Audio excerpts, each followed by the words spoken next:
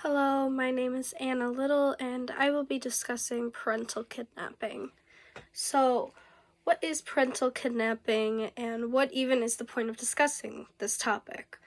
Well, according to Talking Parents, parental kidnapping is hiding, taking, or keeping hold of a child by his or her parent without the consent of the other parent.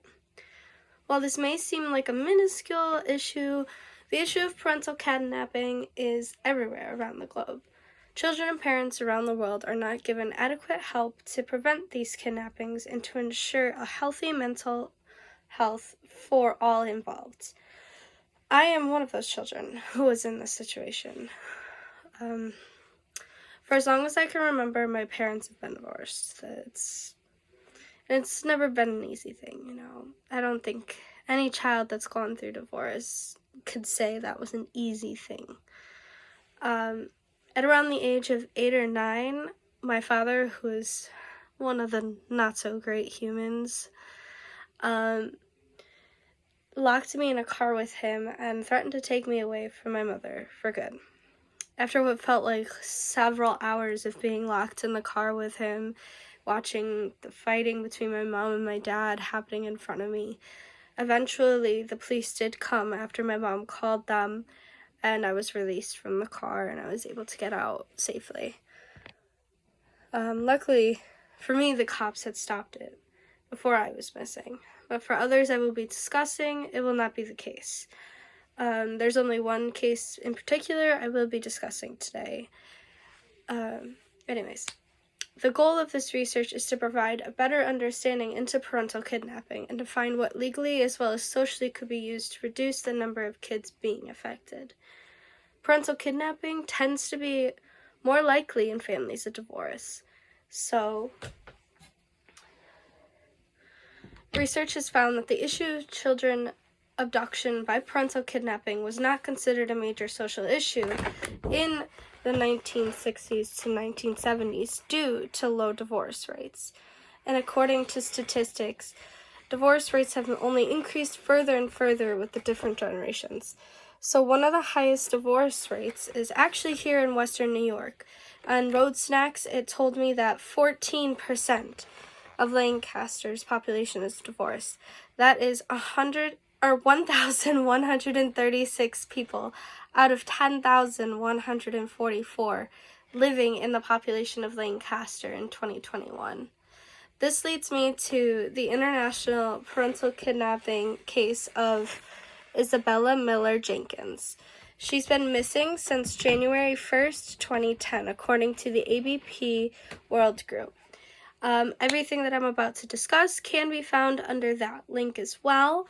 It is an international journey authorities say that began with her kidnapping in Virginia, then brought her to Buffalo, and eventually landed her with a group of Mennonites willing to hide her in Nicaragua.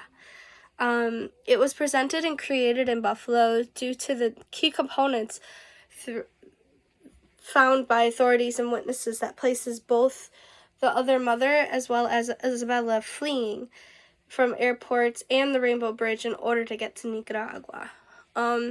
This case has many social and political issues involving gay marriage, the divide of parental rights with same-sex marriage, and this is because of the state of Virginia.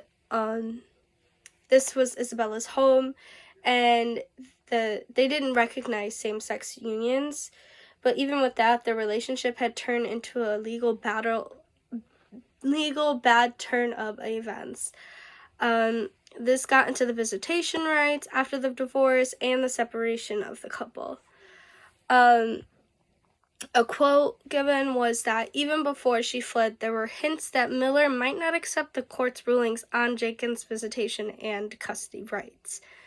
Now, as the court seeing this and the continuous conflict and unassurance of each side, you would begin to wonder, what more should the state and social services have done possibly to prevent this parental kidnapping?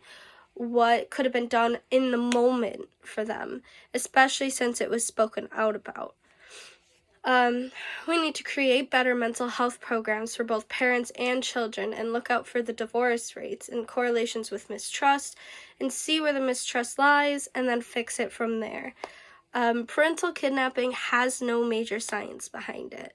It's actually been very difficult to even come up with indicators due to the real fact that there is no control group who have been abducted, and who have and who haven't been abducted and how it correlates.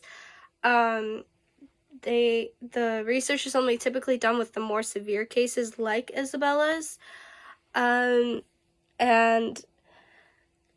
so many crimes do go without reports, so we can't fully analyze the demographics and social indicators to use for parental kidnapping. But with bringing cases such as Isabella Jenkins Miller's, we're able to see the problem in story, even if it's just after the fact.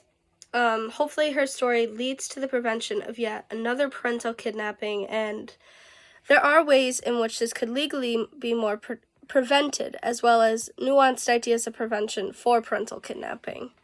There is a new tracking device which I had found, which is called the Arduino microcontroller. You can see it's sort of being used here.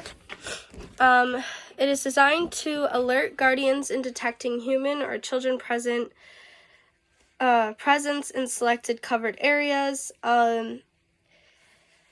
The transmitter would be held by the child and the receiver would be held by the guardian. The model works as a guard to keep alert on the child existence if the child goes beyond the selected safety area. I found this all by an amazing author named Kazim. She's wrote on the prototype, and it is still being investigated today. And of course, with the forever changing technology and our technology era, I feel this will be a more nuanced way of thinking of it and maybe even in consideration in certain cases. But that is going into more issues and laws and regulations that have yet to be discovered. Another way is through some policies made by President Carter in 1980. On December 28th, 1980, President Carter signed into the law the Parental Kidnapping Prevention Act.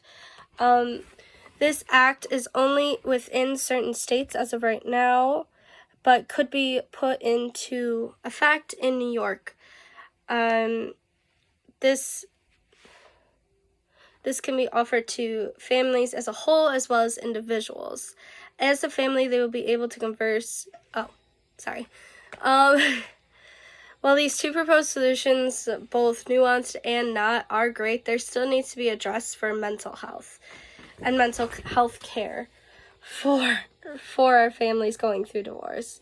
This needs to be offered to families as well as individuals.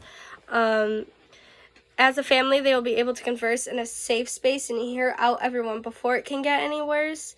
And as individuals, they are able to discuss things that they did not want to share in the group or during family time if they feel it is too personal.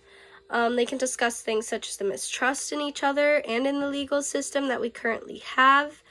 This can also talk about mistrust within each other and lastly, what each other wants out of this in the end. And this includes having the child there and the child being able to have a voice within the situation. I propose that we make it a priority to help the children because children do not deserve this.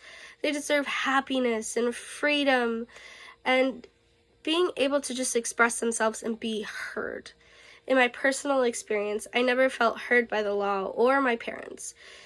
It wasn't until therapy where, as a family as well as individuals, we were able to work through all of our problems and through some of the things that we started to feel were just not great in terms of legally and socially and what we could do together as a family. This all may seem